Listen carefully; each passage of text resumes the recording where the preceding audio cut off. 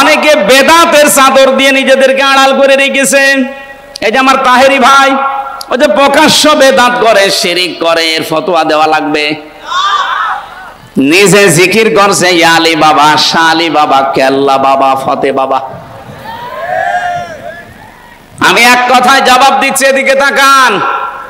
আল্লাহ যেটা পারে এ পৃথিবীর অন্য কেউ পারে এই বিশ্বাস করার নাম হচ্ছে শিরিক। আর শিরিক যারা করে তারা মুশরিক। মুশরিক যারা মরে গেলে জানাজা জায়েজ আছে, কবর দিলে কাজ হবে হবে। কবরে দেওয়ার সঙ্গে সঙ্গে আল্লাহ আগুন লাগিয়ে দেবে। লাহুম মিন জাহান্নামা মিহাদু ওয়া মিন ফাওকিহিম গাওয়াশ ইলা আখির আয়াত।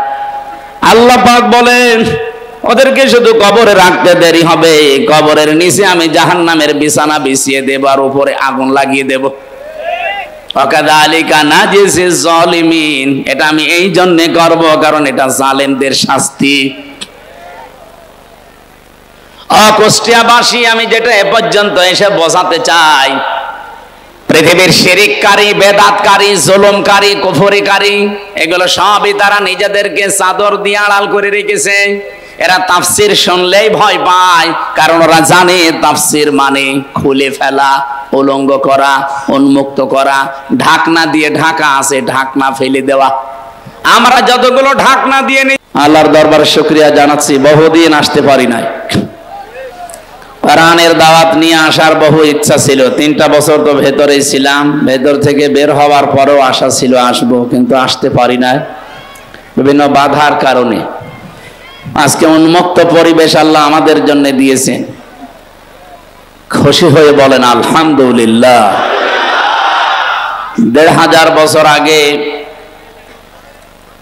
আয়ামে জাহিলিয়াতের একটা পাথর পৃথিবীর বুকে চাপা ছিল, এই জন্য পৃথিবীর নাভিশ্বাস উঠেছিল। 1500 বছর পরে আমাদের উপরও একটা পাথর ছিল। এটা আয়ামে জাহিলিয়াতের পাথর না, আওয়ামী জাহিলিয়াতের পাথর। শব্দ দুইটা প্রায় কাছাকাছি না? আয়ামে আর আওয়ামী, ওদের কাজও প্রায় একই। আমি আর রাহিকুল মাখতুম পড়েছিলাম পুরাটা, ওর ভেতরে এই শিক্ষাটা ছিল, খিতামুহু মিসকুন ওয়া ফি যালিকা ফালিয়াতানা ফাসিল মুতানাফিসুন। ওখানে দিয়ে রাখে। ওনারা ব্যাখ্যা করতে গিয়ে এই শব্দের খিতামুহু মিসকুন, তাফসিরে মুফাসসিরিন ইকরাম যে শব্দটা দিয়েছেন, এর আগে যেই আয়াতের শেষের অংশ আছে, আর রাহিকুল মাখতুম, এই শব্দ কোরআনের শব্দ। বিশ্বে প্রায় 26টার উপরে এখন নবীজির জীবনের উপরে ধর্মীয় গ্রন্থ আছে। তার ভেতরে অথেন্টিক এবং সর্বোচ্চ পুরস্কার প্রাপ্ত আর রাহিকুল মাখতুম আল্লামা সফিউর রহমানের লেখা। বিশ্বে শুধু এই মুসলমান দেশে না, অমুসলিম যত দেশ আছে যেখানে আমাদের নবী মুহাম্মদুর রাসূলুল্লাহকে নিয়ে আলোচনা হয়, সেখানে তারাও আর রাহিকুল মাখতুম এই বইটার নাম, এই কিতাবটার নাম জানে তারা। তো সেখান থেকে আমি কোট করছি, ওখানে লেখা আছে খিতামুহু মিসকুন ওয়া ফি যালিকা ফালিয়াতানাফাসিল মুতানাফিসুন। এটা ঢাকনা দিয়ে ঢাকা আছে। আমিজাজুহু মিন তাসনিম, এই তাসনিম শব্দটার ব্যাখ্যা করতে গিয়ে যারা লেখক, বিশেষ করে যারা তাফসির লেখে, তারা লিখেছেন জান্নাতে যে পানি আল্লাহ জান্নাতি বান্দা বান্দীদেরকে খাওয়াবেন, সেই শরবত বা পানি ঢাকনা দিয়ে ঢাকা থাকবে, যেটা আজ পর্যন্ত খোলা হয়নি। যে জান্নাত পাবে ওখান থেকে খাবার সময় ঢাকনা খুলে খাওয়া লাগবে, এর আগে এখনো পর্যন্ত ওই ঢাকনা কেউ খোলেনি। ওটা তাসনিমের গুণাগুণের ভেতরে আমরা কয়েকটা গুণাগুণ দেখলাম। 1 নম্বরে, ওটা যদি কেউ ধরে পান করে, সঙ্গে সঙ্গে তার চেহারার ভেতরে নূর চমকাবে, তার চেহারার উজ্জ্বলতা বেড়ে যাবে, এবং এক এক সময় এক এক রকমের স্বাদ তার মুখের ভেতরে সে পেতেই থাকবে। পৃথিবীর কোন খাবার আছে যে একবার খেলে এক স্বাদ, আর একবার খেলে আর এক স্বাদ? এরকম খাবার আছে? আমি পাইনি। আমার এই ছোট বয়সে বিশ্বের কতগুলো দেশে ঘুরে আসলাম, আমি 220 প্রকার পর্যন্ত খাবার এক হোটেলে পেয়েছিলাম। আপনি জীবনে নামও শোনেননি, আমিও শুনছিলাম না, ওই শুনে আসলাম কত রকমের খাবার এখানে তৈরি হয়, 220 প্রকার। বাংলাদেশে এক জায়গায় পেয়েছিলাম 180 প্রকার খাবার রান্না হয়, গাজীপুরের কাপাসিয়ায় নিরিবিলি হোটেলে। 180 প্রকার খাবার আপনি কি রান্না করেন এত? হোটেলের মালিক তোতা মিয়া ওই এসে বলছে, হুজুর এই যে এইটা খান। কি এইটা? কাঁঠালের পাতা ভর্তা। তো ছাগলে খায় কাঁঠালের পাতা ভর্তা, এও নাকি একটা খাবার। বাঁশের পাতা ভর্তা, এও খাবার। জামের পাতা ভর্তা, এও খাবার। এইভাবে করে করে 180 প্রকার। আর থাইল্যান্ডে পেয়েছিলাম 220 প্রকার, কাঁকড়া মাকড়া সব দেয়, যেগুলো আমরা অন্তত ঘৃণা করি, খেতে চাই না, এইরকম জিনিসও। তারপর দাম কি? বাংলাদেশের টাকায় কমপক্ষে 22,000 টাকা হবে কাঁকড়া। উন্নত জাতের কাঁকড়া তারা নাকি প্রতিপালন করে, সাগর থেকে নিয়ে আসে, ওটা ফ্রাই করে দেয়। ওরা বলে যে হুজুর খুব স্বাদ। সাদা তো দেখলেই আমার ঘৃণা করে। আমার মেয়েরে আমি ভিডিও কলে দেখাচ্ছিলাম, আমার ওই 4 বছর যেটা, ও দেখে বলছে বাবা কি? কাঁকড়া। তুমি যদি দেশে আসো জীবনে তোমার মুখে আর চুমু খাবো না। কেন? কাঁকড়া খাও বাইরে যে। এই যে খাবারগুলোর পরে পরিবেশন করা হয় পানি, আমি দেখেছি এই পানিগুলো পৃথিবীতে সবচাইতে দামি যে পানি, নাম কি বলেন তো দামি পানির নাম? এ হুজুর তো তাই বলবে। পৃথিবীর দামি পানির নাম বলছে জমজম। 1 গ্লাস কয় টাকা নেবে? খুব বেশি হলেও না 100 টাকা দিলে আপনাকে 1 গ্লাস দিয়ে দেবে।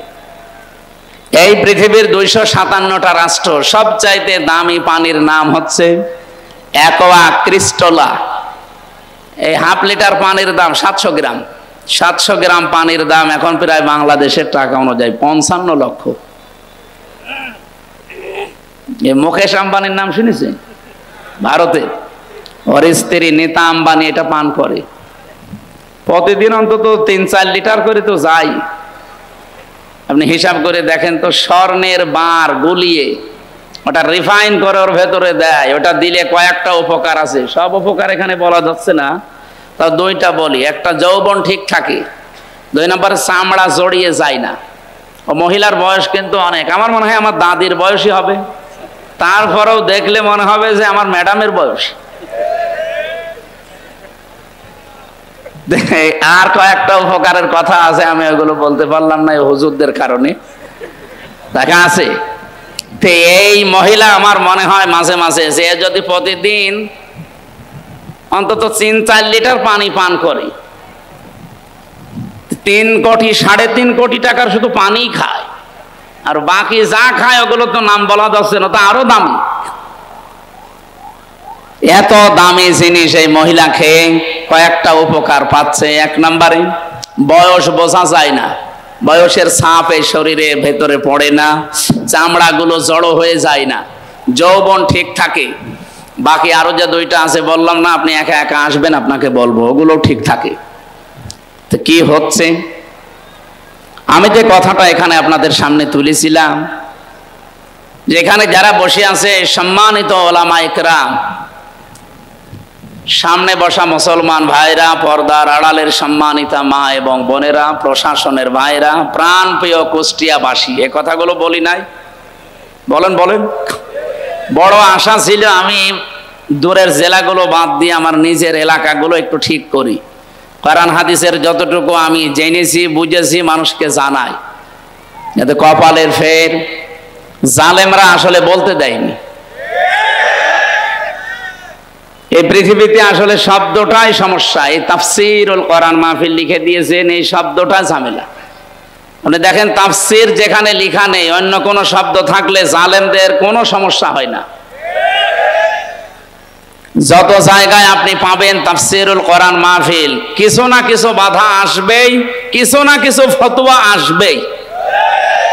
অথচ পড়া কোরআন পড়ে আমি দুইটা জিনিস অন্তত ক্লিয়ার হয়েছি যে দুই জায়গায় কোনো ফতোয়াবাজি চলবে না, দুইটা জায়গায় কোনো ফতোয়াবাজি চলবে না। এখানে ফতোয়া দেওয়া ঠিক নয়, দলাদলি করা, মত পার্থক্য করা, আলাদা আলাদা হয়ে যাওয়া হারাম। সে দুই জায়গার এক জায়গা হচ্ছে কোরআনের কাছে।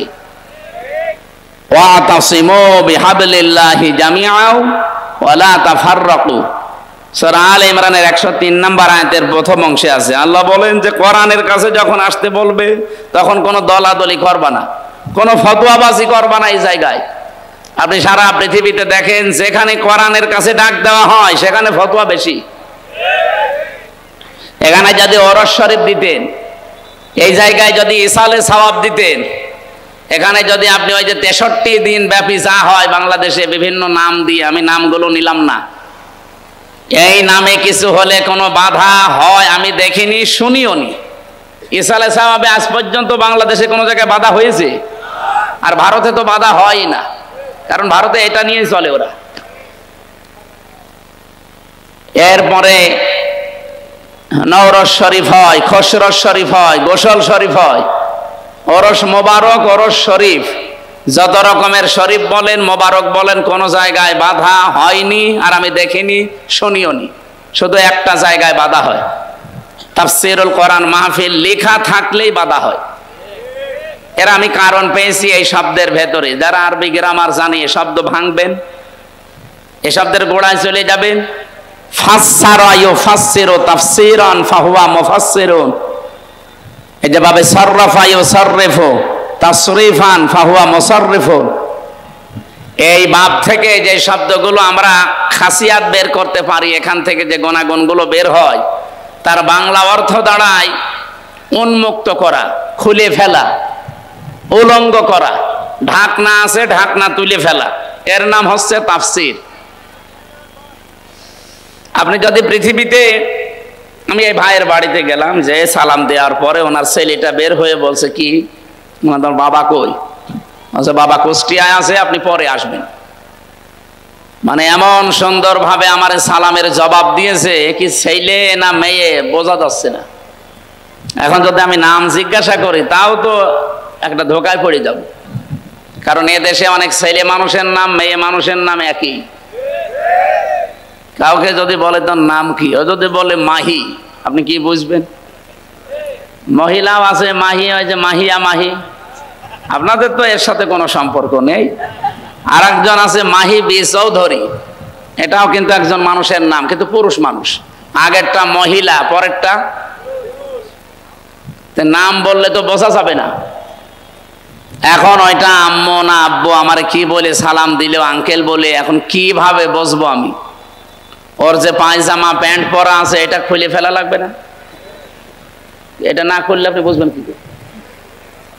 পায়জামা প্যান্ট আছে, এটা খুলে ফেলেন, এখন আপনি টের পাবেন যেটা আম্মু না আব্বু। এইটার বাংলা অর্থ তাফসীর বোঝে। আমাদের এই দেশে, এই পরিবারে, এই সমাজে, এই রাষ্ট্রে, এই পৃথিবীতে এখন অনেকেই বিভিন্ন আবরণ দিয়ে নিজেকে আড়াল করে রেখেছে। কেউ জুলুমের চাদর দিয়ে, কেউ শিরিকের চাদর দিয়ে, কি কথা বুঝতেছেন? কেউ বেদাতের চাদর দিয়ে, কেউ কুফরের চাদর দিয়ে নিজেকে আড়াল করে রেখেছে। যখনই আপনি তাফসীর করতে যাবেন ওইগুলো সব উন্মুক্ত হয়ে যাবে। পৃথিবীর মানুষেরা টের পেয়ে যাবে যে এটা তো জাতির সর্বনাশ করছে। এই জন্য এত বাধা দেয়। যারা জুলুম করে তারা চিন্তা করে আমার তো অন্তত আবরণ দিয়ে ঢাকা আছে, জুলুমের আবরণ, কেউ তো টের পাচ্ছে না। কোরআনে কারিমের তাফসীর করলে বুঝে ফেলবে জাতি যে এটা জাতির সর্বনাশ করছে, এটা জুলুমকারী, তখন সোচ্চার হয়ে যাবে আমার বিরুদ্ধে। সুতরাং এইটা যেন বন্ধ হয় যে কোনো কায়দায়। আর এই স্বভাব ছিল ১৫০০ বছর আগে আবু জেহেলের। কার? আল্লাহ রাব্বুল আলামিন বলেন আকালাল্লাযীনা কাফারু লা তাসমাউ লিহাযাল কুরআনি ওয়ালগাউ ফীহি লাআল্লাকুম তাগলিবুন। সূরা হামিম সাজদার ২৬ নম্বর আয়াতে আল্লাহ জানিয়েছেন কাফেরেরা এই ফতোয়া দিয়েছিল। আপনি শব্দের দিকে খেয়াল করেন, আকালাল্লাযীনা কাফারু, যারা কাফের তারা এই কথা বলেছিল লা তাসমাউ লিহাদাল কোরআন, যা করবা পৃথিবীতে করো উন্মুক্ত তোমাদের জন্য, কিন্তু এই কোরআন শুনতে যেও না। মোহাম্মদ যেটা কোরআন দিয়ে বোঝাতে চায় এটা শোনা যাবে না, এটা শুনতেও দেওয়া যাবে না। প্রশ্ন আসতে পারে শোনা যাবে না, শুনতে দেওয়া যাবে না, এই শব্দ কোথায়? এই যে অলগফি, শুধু শোনা যাবে না এতটুকু না, কেউ যদি শোনার ব্যবস্থা করে হোসেনাবাদ, এটা কি করে বন্ধ করা যায় সেই ব্যবস্থা করা লাগবে। আর আমার মনে হয় আগস্টের 5 তারিখের আগে হলে এটাও বন্ধ হয়ে যেত। কিভাবে বন্ধ করবেন? হয় ঢোলঢুকি তবলা বাজান, এলাকার পরিবেশ নষ্ট করে দেন, ভীতিপূর্ণ অবস্থান তৈরি করেন, 144 ধারা জারি করে দেন, অথবা এমন কিছু শর্ত দেন যেন ওরা কোরআনের মাহফিলের আয়োজন না করে। 14 রকমের শর্ত এর জন্য আমরা দেখেছিলাম যে অমক হুজুর আসলে হবে না, অমক আলেম নিয়ে আসলে হবে না, এই কথা বলা যাবে না, এই কথা বলা যাবে না। এমনকি আমরা এখনো অনেককে কথা বলতে শুনছি যে কোনো আলেম, কোনো ইমাম, কোনো মাওলানা এই দেশে কারো পক্ষে ভোটও চাইতে পারবে না। আমার মনে হচ্ছে যে উনি মনে হয় মালয়েশিয়া থেকে ডিগ্রি নিয়ে এসেছে। মুফাসসিরে কোরআন, মুজাদ্দিদে জামান, ভারতের কামান, বিশাল আলেম না, স্বামী স্ত্রী দুইজন, কি ফতোয়া দিচ্ছে দেখেছেন? আমি আজকে ওপেন চ্যালেঞ্জ দিচ্ছি কুষ্টিয়ার বুকে, এটা রেকর্ড হচ্ছে সারা বাংলাদেশে 56,000 বর্গ মাইলে আমি যেখানে যাব, কোরআনের পক্ষে যারা আছে, একামতে দিনের পক্ষে যারা, এদেশে আল্লাহর আইন যাদের দ্বারা কায়েম হওয়ার সম্ভাবনা আছে, তাদের পক্ষে আমি রায় চাবো, সিদ্ধান্ত চাবো, ভোট চাবো। কেউ নিষেধ করলে আমারে নিষেধ করেন। কোন মায়ের দুধ খেয়েছি আমি দেখবো, আসেন আমার সামনে, আসেন। আজকে মাইক কেড়ে নেন তো, মাইক আজকে ছেড়ে দিলাম, আন কেড়ে নিন।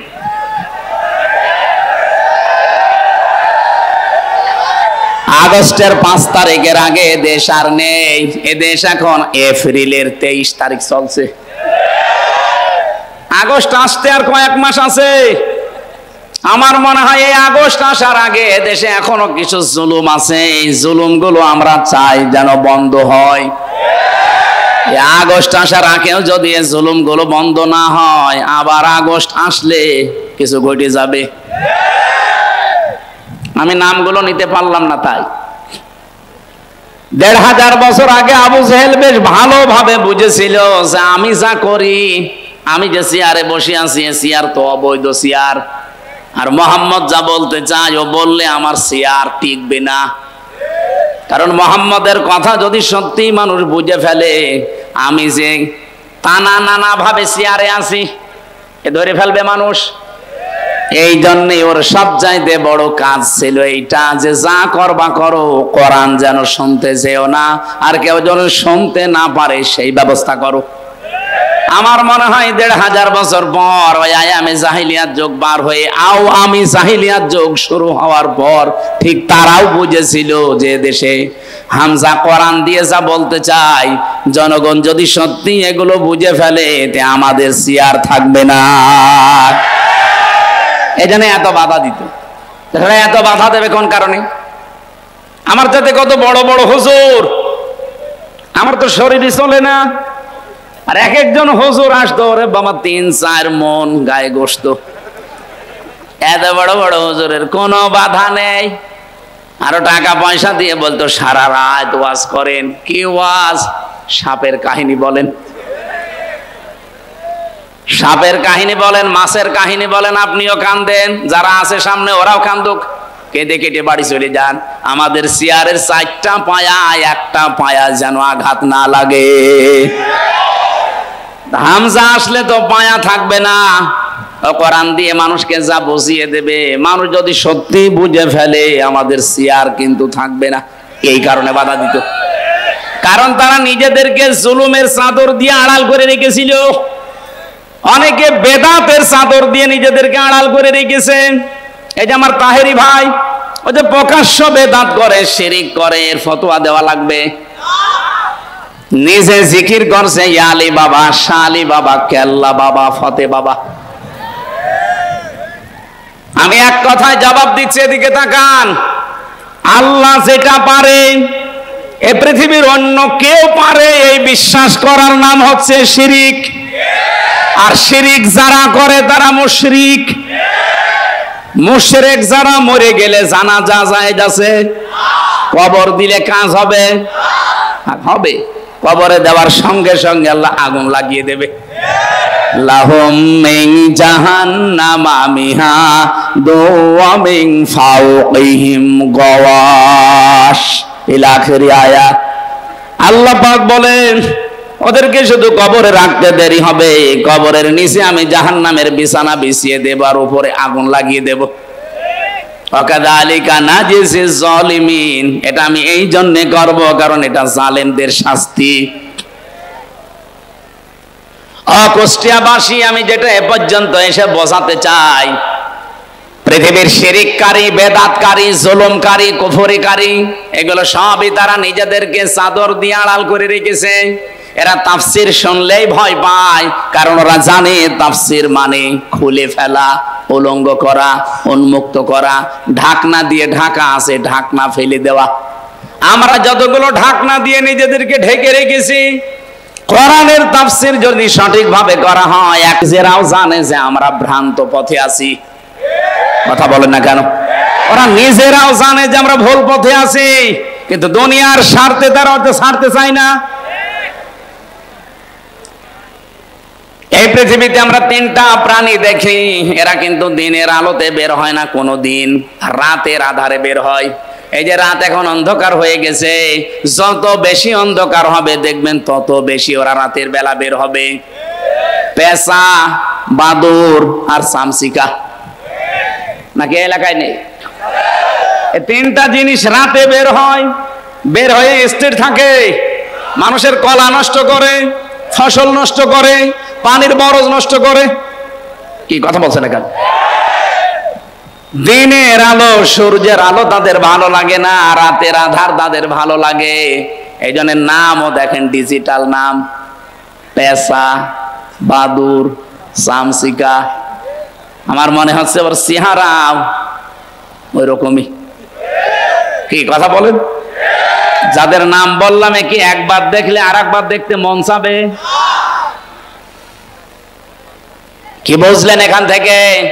দিনের আলো, সূর্যের আলো এদের ভালো লাগে না, রাতের আধার বেছে নিয়েছে ভালো লাগে এদের। এই কারণে এদের নাম ওই রকম। এই পৃথিবীতে যারা কোরআনের আলো, দিনের আলো, ইসলামের আলো যাদের সহ্য হয় না, ভালো লাগে না, এরাই কিন্তু অন্ধকারের পথগুলো, বিশেষ করে জুলুমের, কুফরির, শিরিকির, বেদাতের অন্ধকারের পথ বেছে নেয়। বেছে নিয়েই তো স্থির থাকে না। এই পথগুলো বিভিন্ন কায়দায় মানুষকে ক্ষতি করে। শিরিক দিয়ে মানুষের ঈমানগুলো ধ্বংস করে দেয়, বেদাতগুলো দিয়ে আমার আল্লাহর রোশানলে মানুষকে ফেলিয়ে দেয়, কুফরি দিয়ে মানুষের ঈমানটা নষ্ট করে ফেলে। সবচাইতে বড় বিষয় জুলুম। এই জুলুম করলে মানুষ আর হামসার টার্গেট থাকে না।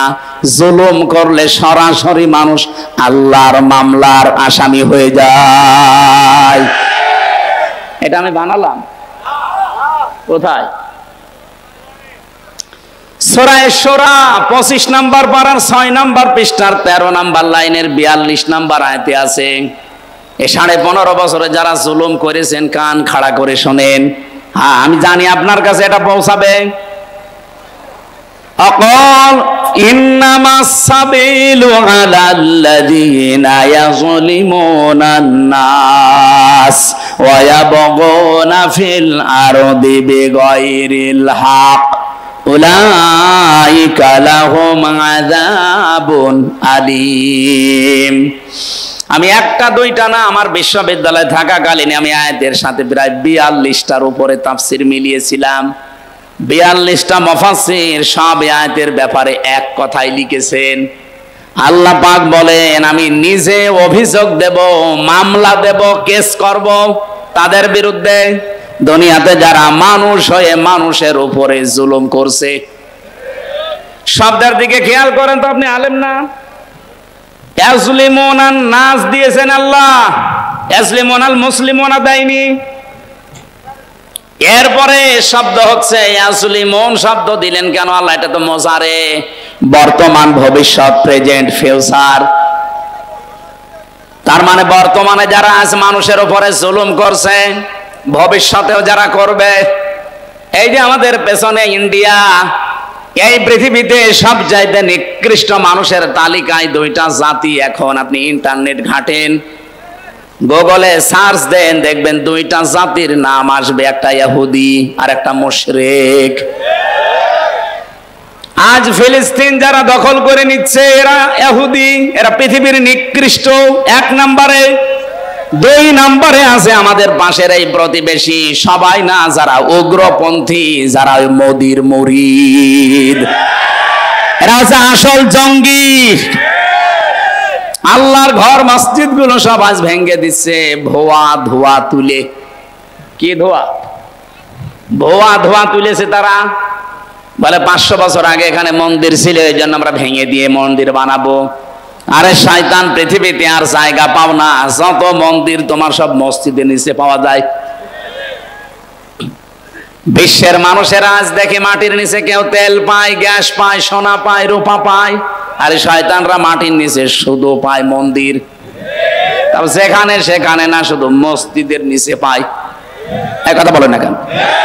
দৌলতপুর থানা হিন্দু নেই বলেন?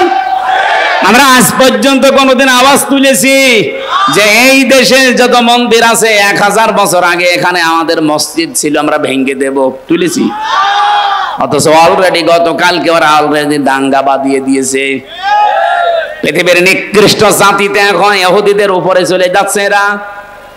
মুসলমানদের বাপ দাদা, আমাদের পূর্বপুরুষ যারা, তারা ওয়াকফ করেছিল মসজিদ, মাদ্রাসা, খানকা, গোরস্থান, ঈদগাহ, এগুলো সব আজ ওয়াকফ আইনটা বাতিল করে দিয়ে অবৈধ আইন তৈরি করে মুসলমানদের এগুলো সব তারা দখল করে নিচ্ছে।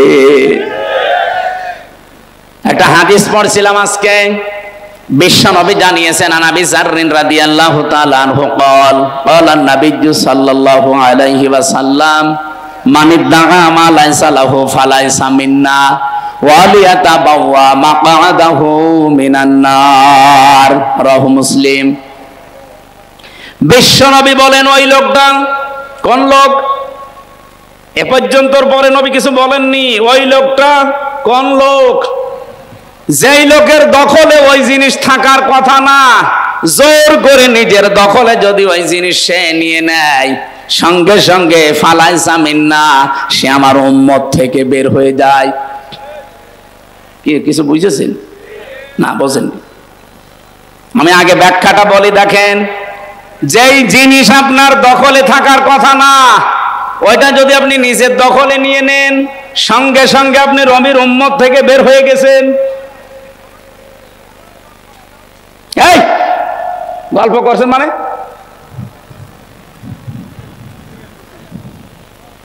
এদিকে তাকান, এই খুব গুরুত্বপূর্ণ বিষয়টা।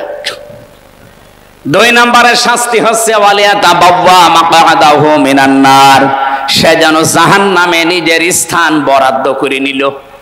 আমি কি হাদিস বানালাম? এর ব্যাখ্যা কি হবে? এখানে আমি টেকাই 2টা বিষয় পেয়েছি।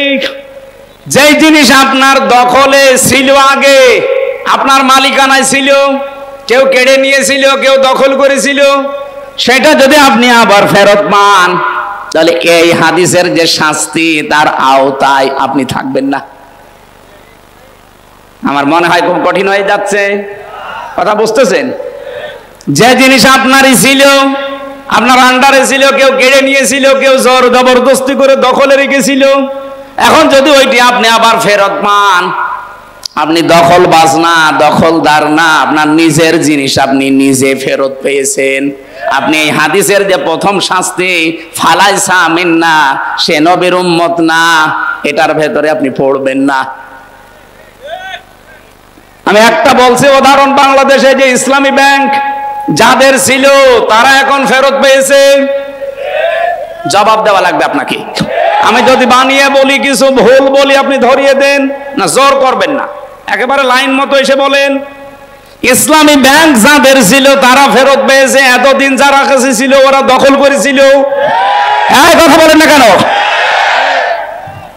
তাহলে যার জিনিস সে ফেরত যদি পায়, সে যদি নিয়ে নেয়, তাহলে হাদিসের প্রথম যে ব্যাখ্যা ফালাইসা মিন্না, আপনি নবীর উম্মত না, এই আওতায় আপনি নেই, এই শাস্তি থেকে আপনি বের হয়ে গেলেন। কিন্তু যেটা আপনার সত্যিই না, আপনি যদি জোর করাটা নিজের দখলে নিয়ে নেন। এই যে আগস্টের 5 তারিখের পরে আমরা বহু মানুষের চরিত্রে এটা দেখলাম, যেটা যার না বাবা শাহজালাল সব হালাল করে নিয়েছে। দৌলতপুরে মনে হয় শুরু হয়নি, বলছে না শুরু হয়নি, শুরু হয়নি মানে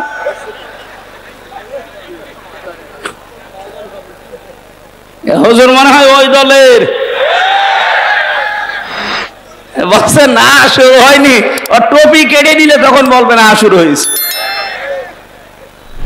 কত কিছু আমরা দেখতে পাচ্ছি আগস্টের 5 তারিখের পরে, কত কিছু মানুষ দখল করে নিচ্ছে, অথচ সেই জিনিস তার হওয়ার কথা ছিল না।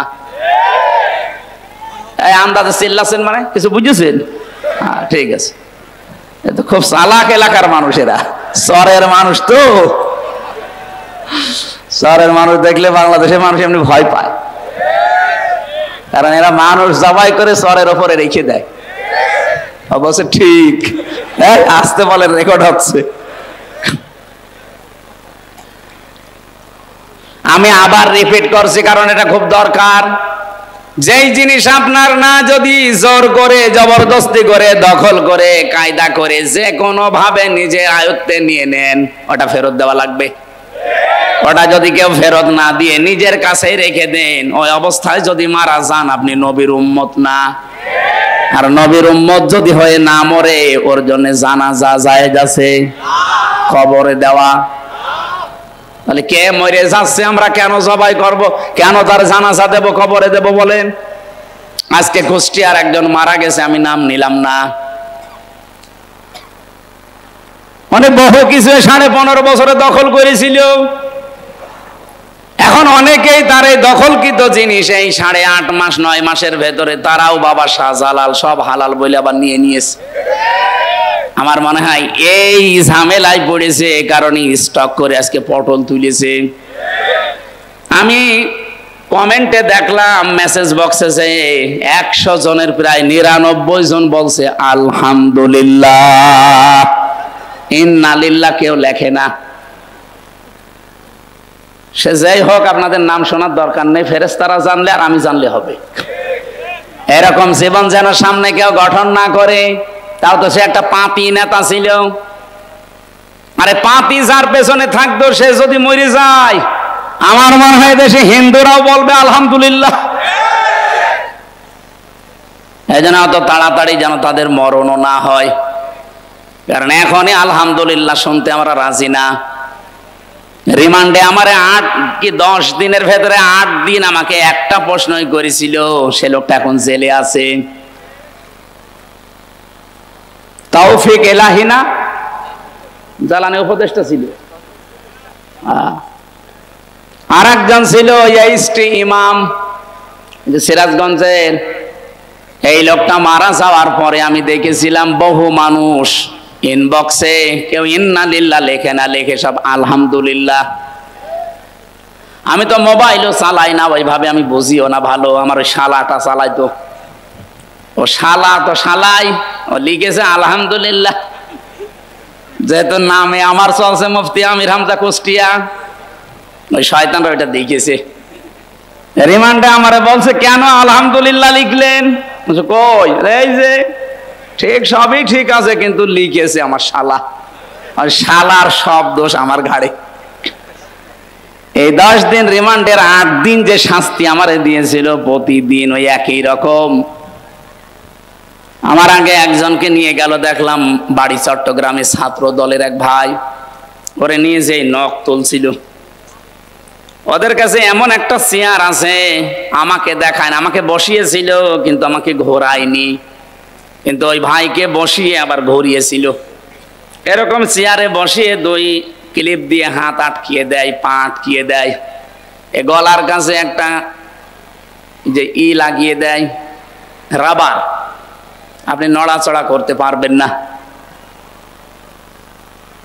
হঠাৎ একটা মেশিন নিয়ে আসবে, মেশিন আমি দেখেছিলাম এই হাতের কাছে পায়ের কাছে লাগিয়ে দেয়, এমন ভাবে সেট করা মনে আছে যে আমার হাত দেখে বানিয়েছে।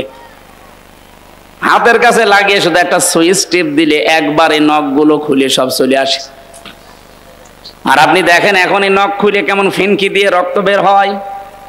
নখ খুলে গেলে যখন রক্ত ফিনকি দিয়ে আসে তখন পাতলা মিহি ওই যে মোল্লা সল্ট ওইটা ছিটিয়ে দেয়। শুনতেই কেমন লাগছে, যারা দিল কেমন লাগছিল তার। আমি মাটির নিচে ওই সময় হাওমাও করে চিৎকার করছে লোকটা, নিয়ে এসে আমার রুমে দিল। কারণ প্রত্যেকের রুম আলাদা, পাশের রুমে যে দেওয়া মোটা মোটা রড দেওয়া সব দেখা যাচ্ছে। দেখছি ফিনকি দিয়ে রক্ত বের হচ্ছিল, ওই জায়গায় লবণ দিয়েছে। তাও মোটা লবণ দিলে তো হয়তো, পাতলা মিহি লবণ দিয়েছে। বলছে আমার একটা টিপ দিয়েছিল সুইচে, এক টিপে নাকি 120 বার করে ঘোরে ওই চেয়ারটা। 1 মিনিট পরে মনে হয় যে আমি 8-10টা পৃথিবী দেখতে পাচ্ছি। অবশ্য সুবহানাল্লাহ, দৌলতপুরের মানুষ তো দৌলতপুরের মতোই।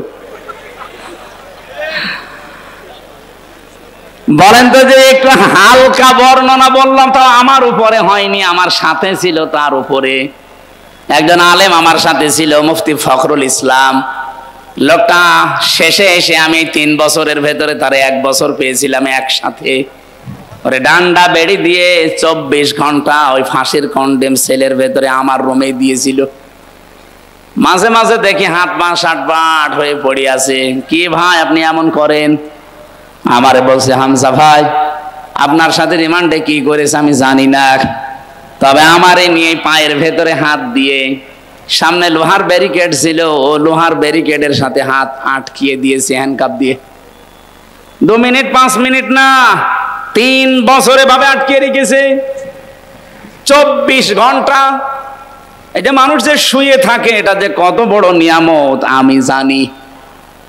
24 ঘন্টায় মাত্র 1.5-2 মিনিট সময় দিত টয়লেট করার জন্য। টয়লেট তো হয় না, তাও সময় দিত মাত্র 1.5-2 মিনিট। সকালে কয়টা পচা ছোলা দিয়ে যেত, দুপুর বেলা 1 মুঠ ভাত দিত, তাও মনে হচ্ছে কেউ মাখিয়ে দিয়েছে। আমি ওনারা বললাম আপনি 60 হয়ে থাকেন, যদিও উনি 60 হয়ে গেলে আমার আর জায়গা থাকে না, কারণ এদিকে 3.5 হাত, এদিকেও 3.5 হাত, থাকবো কি করে?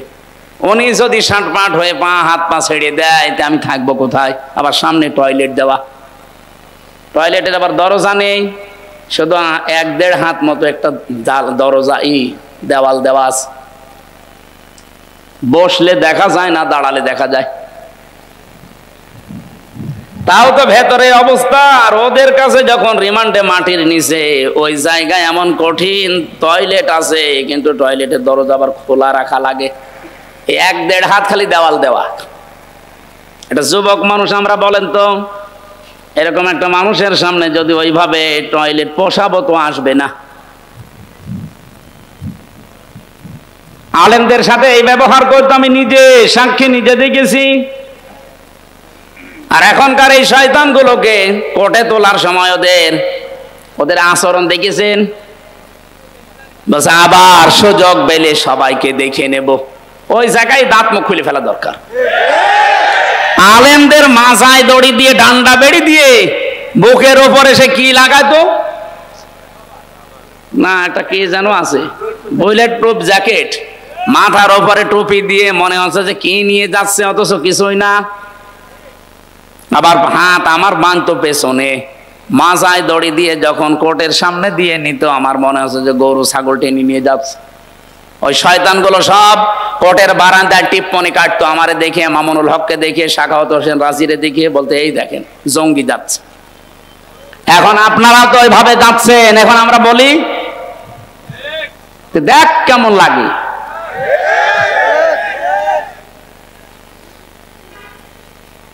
মানুষ হয়ে যারা মানুষের উপরে জুলুম করে, আল্লাহর কসম এই আয়াতের ফতোয়া হচ্ছে আল্লাহ নিজে তাদের বিরুদ্ধে মামলা দায়ের করবে। সুতরাং এই 15.5 বছরে যারা মানুষের উপরে জুলুম করেছেন, আপনি কিন্তু হামজার টার্গেট না, আল্লাহর টার্গেট। আমি যদি মামলা নাও দেই, আল্লাহ নিজে আপনার বিরুদ্ধে মামলা দেবে। এ বাংলাদেশে বহু মানুষ আমি দেখতে পাচ্ছি তারা আল্লাহর মামলার আসামি। আর 2 নম্বরে কি ছিল? ওয়ায়াবগুনা ফিল আরদি বিগাইরিল হক। দুনিয়া শান্ত হয়ে যাওয়ার পরে যারা অন্যায় ভাবে পৃথিবীতে বিশৃঙ্খলা তৈরি করে, এখন যেটা চলছে। গতকালকেও একটা আন্দাজে মিছিল বের করেছে, পুলিশ পিটিয়েছে, আমি দেখলাম একজনকে চড়াচ্ছে। দেখেন ভিডিওটা, কি চড়াচ্ছে, ওইভাবে চড়ানো দরকার। এতদিন কোথায় ছিলি? 15.5 বছর তোর কোনো খোঁজ ছিল না। এখন যত হেলমেট বাহিনী, যত রিকশা বাহিনী, যত আনসার বাহিনী, কত বাহিনী এখন আসতেছে, কোথায় ছিলেন এতদিন? দেশটা একটু শান্ত হতে দেন না কেন? 8.5 মাসের ভেতরে 26টা ইস্যু তৈরি করেছে ওখানে বসে বসে, একটা ইস্যুতেও কাজ দেয় না। আমি যে আয়াত পড়ে এটা ব্যাখ্যা করতে চেয়েছিলাম, কোরআনে কারিমের তাফসীর সঠিকভাবে করলে যারা নিজেদেরকে আবরণ দিয়ে ঢেকে রেখেছেন, আল্লাহর কসম তারা বুঝে ফেলে যে হামজা যেটা জনগণকে বোঝাতে চায়, মানুষ যদি বুঝে ফেলে তে আমার অবৈধ ক্ষমতা থাকবে না। এটা বুঝে ফেলেছিল 1500 বছর আগে কে? আরো জোরে বলেন। আর এই যে 1500 বছর পরে এখন যারা বুঝে ফেলে, এরাও আবু জেহেলের আত্মীয় স্বজন। সুতরাং আমরা কোরআনে কারিম যেটা শুনতে আসলাম আজকে, এটা কোনো গোপন বিষয় নেই। বহু আলেম ওলামা, বহু ইমাম খতিব আমরা দেখি আয়াত পড়ে ঠিক, কিন্তু গোপন করে যায়। সেদিন আমি এই যে ব্রাহ্মণবাড়িয়া একটা মাহফিলে ছিলাম, এই মাইকের আওয়াজ শোনা যাচ্ছিল সর্বোচ্চ 1.5 কিলো দূরে। আমার ওই তাহেরি ভাই ওয়াজ করছে, আমি মাঝে মাঝে আলোচনা বন্ধ করে দিয়ে একটু শুনছিলাম, দেখি ভাই আমার কি বলে। উনি আয়াত পড়লো ঠিক, কুল হুয়াল্লাহু আহাদ। হে নবী আপনি বলেন আল্লাহ এক। হে নবী কোন নবী? এ নবী ফাতেমার বাবা। এ ফাতেমা কোন ফাতেমা? এ হাসান হোসাইনের মা। এ হাসান হোসাইন কে জানেন আপনারা? কারবালা শহীদ হয়েছিল হুসাইন। আমি আপনাদেরকে হুসাইনের জীবন কাহিনী শোনাবো। আয়াত পড়েছে কি? আর তাফসীর হচ্ছে এরকম। কারবালার কাহিনী যদি 2.5 ঘন্টা না 5.5 ঘন্টাও আমি বলি, কারো গায়ে লাগবে না। কিন্তু কারবালার যে 27টা শিক্ষা আছে, 27টা বলা লাগবে না, 7টা বললেই জালেমরা মাহফিল বন্ধ করে দেবে। ও তো একটা শিক্ষাও বলবে না, শুধু চোখে পানি না আসলেও আন্দাজে কান্নার ভান করে এমন ভাবে টান দেবে মনে হচ্ছে বিশাল তাফসীর হচ্ছে। অথচ কুল হুয়াল্লাহু আহাদ দিয়ে আল্লাহ তার একাত্মবাদের ঘোষণা দিয়েছে, তার ধারে কাছেও নেই। আরো কি করে শিরিক করা যায়, সেই শিরিক গুলো ওই যে ইয়ালি বাবা, শাহ আলী বাবা, কেল্লা বাবা, ফতে বাবা, এগুলো শিরিক না?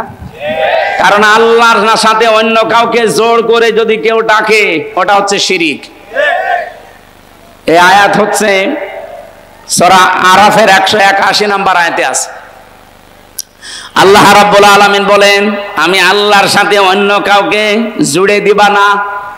যদি আমি আল্লাহর সাথে অন্য কাউকে কেউ জুড়ে দেয়, যারা এলহাদ করবে, বাড়া কমা করবে, এর ভেতরে জুড়ে দেবে, তোমরা তাদের সাথে মিশে ডাকবা না। এ ঘোষণা কার? অথচ এরা যে আল্লাহর সাথে জুড়ে দিয়েছে, আলী বাবা, শাহ আলী বাবা, কেল্লা বাবা, প্রকাশ্য শিরিক কিনা বলেন? আরো জোরে বলেন। এই জন্য আমি এক কথায় জবাব দিই, শিরিক কিন্তু অনেক প্রকার আছে, সবগুলো আমার আলোচনার বিষয় না। শিরিক বিল জাত পেয়েছি তাফসীরে, শিরিক বিল সিফাত, শিরিক বিল ইখতিয়ারা, শিরিক বিল হুকুক। আমি একটা একটা করে 120 প্রকার পর্যন্ত পড়েছিলাম। এক কথায় জবাব হচ্ছে, আল্লাহ যেটা পারে পৃথিবীর অন্য কেউ পারে। আরো জোরে বলেন। যদি কেউ বিশ্বাস করে যে না অন্য কেউ আল্লাহর মতো পারে, সে সঙ্গে সঙ্গে মুশরিক। আরো জোরে বলেন, বলেন বলেন। তো পৃথিবী চালাতে পারে কে? না মা দুর্গাও পারে? এ পৃথিবী চালাতে পারে আল্লাহ, অন্য কেউ এখানে আর শরীক? আরো জোরে বলেন। এ দুনিয়া চালাতে হলে আইন লাগে, আইন দিতে পারে শুধুমাত্র একমাত্র কেবলমাত্র কে? অন্য কেউ পারে?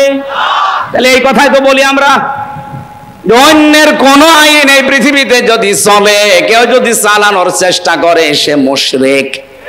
কারণ শিরিক করেছে সে আল্লাহর আইনের সাথে। আর আমাদের জীবনের প্রথম কথাও যা, শেষ কথাও তা, যে এই জমিন আল্লাহর, আলাহুল খালক ওয়াল আমরু, আইনও চলবে আল্লাহর। জীবনে আমাদের আর কিছু না থাক, অন্তত এইটা আছে। যারা বাংলাদেশে মিথ্যা কথা আমাদের বিরুদ্ধে ছড়ান যে আমাদের নাকি আকীদা ঠিক নেই, আরে ভাই আমার আকীদা হচ্ছে আল্লাহর জমিনে আল্লাহর বিধান চালু করব, এটা আমার আকীদা। আপনার আকীদা কি বলেন তো? আপনি আপনার আকীদা যদি থাকে না আমার এই জমিনে আল্লাহর জমিন আমি মানি, কিন্তু আইন চলবে আমার বাবার, আপনি মুশরিক। আপনি যদি বলেন আল্লাহর জমিন ঠিক আছে মানি, কিন্তু আইন চলবে আমার স্বামীর, আপনি মুশরিক। আমার আকীদা সাফ, এই জমিন আল্লাহর, আইন চলবে আরো জোরে বলেন। সুতরাং আল্লাহর এই জমিনে আল্লাহর আইন বাদে অন্যের আইন যারা প্রতিষ্ঠা করার জন্য দল করেন, আন্দোলন করেন, মিছিল মিটিং করেন, ভোট দেন, আপনি মুশরিক। আপনার সাথে আত্মীয়তা করা জায়েজ নেই। একটু কড়া হয়ে যাচ্ছে। না না, কিসের কড়া, এখনো শুরু হয়নি, হালকা পাতলা বলছি।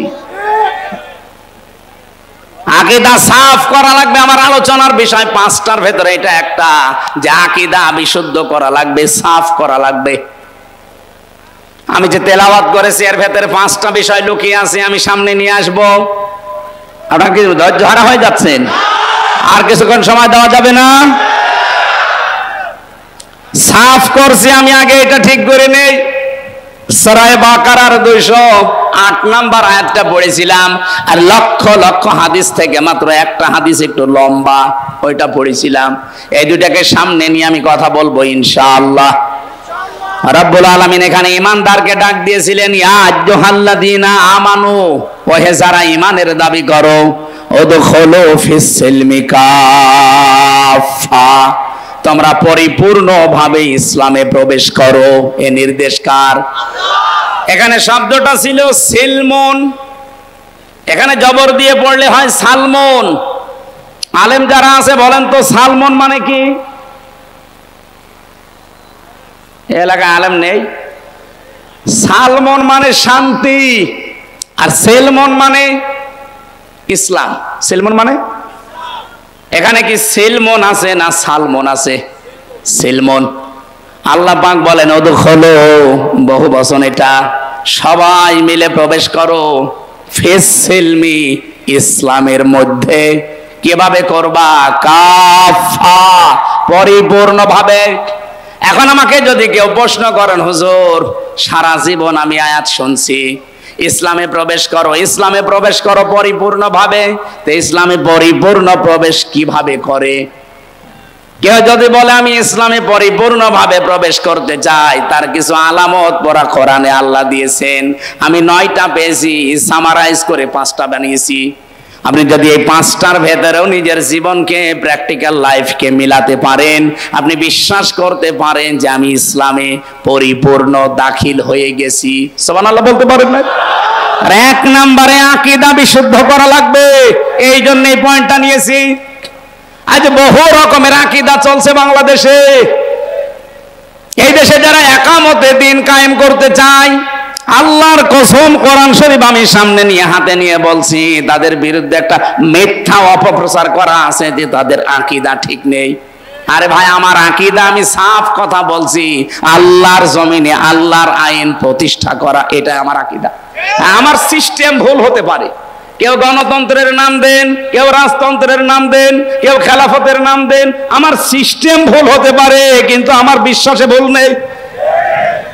আমি আব্রাহাম লিঙ্কনের গণতন্ত্র আমিও মানি না, জনগণ সমস্ত ক্ষমতার উৎস, এই বিশ্বাস আমারও নেই।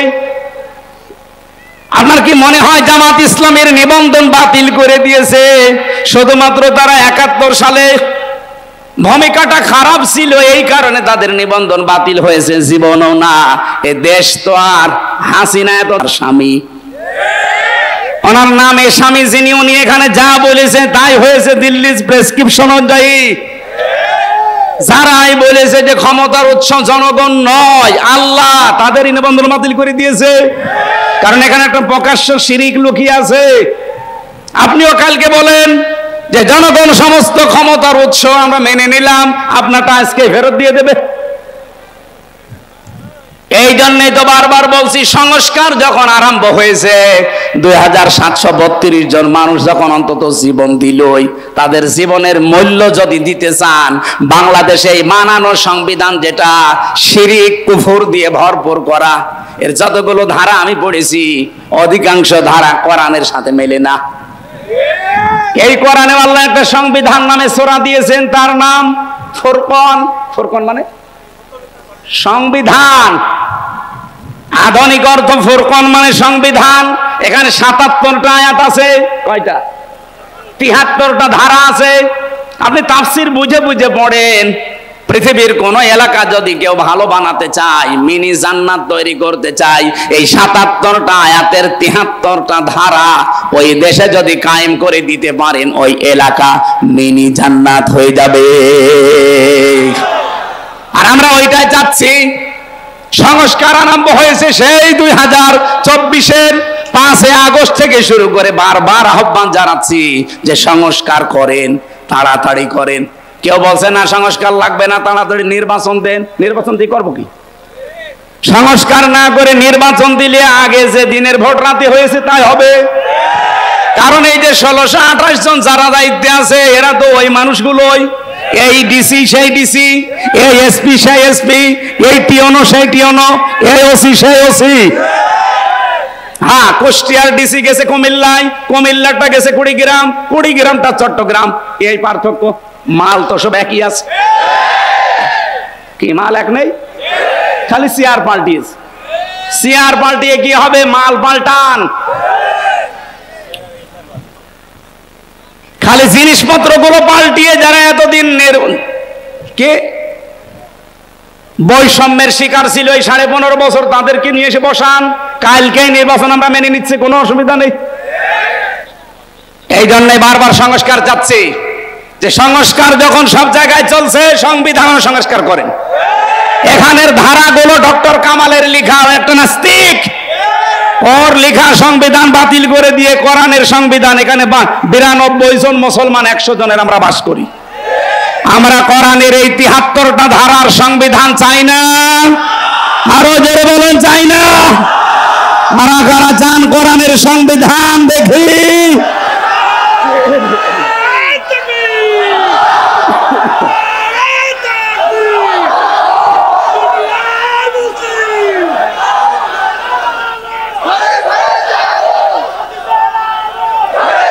আলহামদুলিল্লাহ ভাই। আমার ভাইরা, এটা যদি কারো কাছে রাজনীতি মনে হয়, হ্যাঁ আল্লাহর কসম এটাই আমার রাজনীতি। এটা যদি কারো কাছে ধর্ম ব্যবসা মনে হয়, আল্লাহর কসম এটাই আমার ধর্ম ব্যবসা। এই আমার মরণের আগ পর্যন্ত আপনি সরাতে পারবেন না। আমি যে বিশ্বাস এনেছি, আমার আকীদার ভেতরে এক চুল ভেজাল নেই। আমার আকীদা এইটা যে জমিন আল্লাহর, আইন। এই আকীদা নেই আপনাদের? আপনার কি? আমি যেটা বললাম এই আকীদা আপনার আছে? যার নেই সে মুশরিক। কারণ আল্লাহ যেটা পারে ওইটা অন্য কেউ। এই জমিন আল্লাহ বানিয়েছে, আইনও তিনি দেবেন। এর দলিল আছে সূরা আলে ইমরান 4 নম্বর পারা 9 নম্বর পৃষ্ঠা 3 নম্বর লাইনের 154 নম্বর আয়াতের মাঝের অংশে। কোন হুজুর নিয়ে আসবেন, নিয়ে এসে তাফসীর মিলান। ইয়াকুলুনা হাল্লানা মিনাল আমরি মিন শাজ্জিন কুলিন্নাল আমরা কুল্লাহু লিল্লাহ। কারো ফতোয়া লাগবে না। জমিনে যদি কেউ প্রশ্ন করে যে আইন বানাতে পারি, আপনি বলেন না, আইন বানানোর ক্ষমতা কার? এই কথাগুলো বাংলায় বলতে গেলে আপনার কাছে রাগ হয়। আর এই আয়াত দিয়ে যে মাগরিবের নামাজ পড়ালাম, হ্যাঁ এই আয়াত দিয়ে মাগরিবের নামাজ পড়ালাম, কিছুই বলে নাই। যখন বাংলা বলছি বোঝা, অথচ আরবিতে আমার মনে হয় আপনার এই আয়াত না পড়ে যদি গালি দিতাম, আপনি বলতেন হুজুর মনে হয় দোয়া করছে। না ভাই, পাগলামি করলে আর হবে না, সময় চলে যাচ্ছে। সংস্কার আরম্ভ হয়েছে, বারবার দাবি জানাচ্ছে। এখনো চোর মুক্ত হয়নি এই দেশ, এখনো ডাকাত মুক্ত হয়নি, এখনো আন্তর্জাতিক ষড়যন্ত্রের মোকাবেলা আমরা করতে পারছি না। পারবো। এইটার 73টা ধারা আপনি সংবিধানে সংযোজন করে দিন। দেখেন কালকে এই দেশ আল্লাহ নিজে রক্ষা করবে। আফগানিস্তান রক্ষা করছে না? কত বড় বড় পরাশক্তি সব পালিয়েছে। সবাই এখন পৃথিবীতে তাদেরকে আদর্শ মডেল মনে করছে, ধর্ণা দিচ্ছে। তারা সংবিধান বানিয়েছে কি দিয়ে? কোরআন দিয়ে। 56,000 বর্গ মাইল এটা দিয়ে বানিয়ে দেন, রাজনীতির গন্ধ না খুঁজে এই কাজ করেন। আল্লাহর কসম বাংলাদেশ মিনি জান্নাত হবেই, কারণ এদেশের সব আছে। বাইরের দেশগুলোতে যে দেখলাম ওরা খালি দুইটা কাজ করে, এজন্য তারা দাঁড়িয়ে যায়। মালয়েশিয়া 2004 সাল থেকে দাঁড়িয়ে গেছে। ওদের একটা কাজ আছে, প্রথমে তারা পরিষ্কার পরিচ্ছন্ন খুব, 2 নম্বরে তারা খাদ্যে ভেজাল দেবে না, দুর্নীতি করবে না। যদি দেখে যে কোনো খাবারে ভেজাল দেওয়া আছে, ফরমালিন দেওয়া আছে, ঔষধ দিয়েছে, বিষ দেওয়া আছে, যদি ধরা পড়ে কোনো বিচার নেই, সঙ্গে সঙ্গে মেরে ফেলবে। এটা আজকে বাংলাদেশে 10টা করে দেখেন, খাদ্যে ভেজাল দেওয়া ওর জীবনও সাহস হবে না। আর খাদ্যে যদি ভেজাল না দেন, শরীরের ভেতরে ভেজাল খাদ্য ঢুকবে না, আপনার শরীর থাকবে নিরাপদ, রোগ থেকে আপনি মুক্ত থাকবেন। আমাদের দেশের রোগ সবগুলো বেশি হওয়ার পেছনে খাদ্যে ভেজাল আর এই যে জার্ম গুলো, এই যে বাতাসের ভেতরে যেগুলো উড়ে বেড়ায়। অথচ মালয়েশিয়া বাংলাদেশের চাইতে প্রায় 5 ডবল বড়। এত বড় বিশাল দেশে মাত্র 9 দিনে এলাকা সব ঘুরে আসলাম। সিঙ্গাপুর খুব বড় না, এটা বাংলাদেশের একটা জেলার অর্ধেক, এই কুষ্টিয়া জেলার অর্ধেক হবে সিঙ্গাপুর। 44 কিলো এদিক ওদিক। আমার মনে হয় কুষ্টিয়ার এ মাথা থেকে ও মাথা প্রায় 70-80 কিলো হবে, হবে না? এই দৌলতপুরের একেবারে তেকালা থেকে শুরু করে ওই খোকসার একেবারে শেষ ওই জানিপুর পর্যন্ত আপনি হিসাব করে দেখেন, পুরাটা 60-70 কিলো হয়ে যাবে। সেই হিসাবে সিঙ্গাপুর মাত্র 44 কিলোমিটার এদিক ওদিক মিলে। অথচ বিশ্বে 257টা রাষ্ট্রে তাদের দাপট কি! দুর্নীতি মুক্ত যদি আমরা হতে পারতাম, আর ওই মানুষগুলোকে যদি সামনে এখন বসাতে পারতাম, কিচ্ছু লাগবে না। এই দেশে শুধু পাচার হওয়া টাকাগুলো নিয়ে এসে দেন, আর মাওলানা মতিয়ার রহমান নিজামের মতো মন্ত্রী তৈরি করেন, মন্ত্রিত্ব চালিয়ে 26 টাকা ফেরত দেবে। পৃথিবীর ইতিহাস পাল্টিয়ে দিয়েছে। দুর্নীতি মুক্ত মন্ত্রী এই দেশে ছিল না? ছিল না? অনবীক্ষণ যন্ত্র দিয়েও 1 টাকা দুর্নীতি পায়নি। আর এমন মন্ত্রী 620টা বাড়ি শয়তান। কত? 620টা বাড়ি পালিয়েছে এখন। সেদিন গিয়েছিলাম, সে দেখি থাইল্যান্ডে, থাইল্যান্ডে পড়ে আছে। ওপর থেকে নামছি, হোটেল থেকে নেমে দেখি বসে আছে, চা খাচ্ছে। কি বলছো? হুজুর আমি আগেই পালিয়েছি। আগে পালাবেন কেন? আপনি পালাবেন কেন? আপনার না 620টা বাড়ি। আপনি এই 9 মাস থাকলে আরো 500 বাড়ি বানিয়ে ফেলতেন। একটা মানুষের বাড়ি লাগে কত বলেন তো? না, তাও ভূমি মন্ত্রী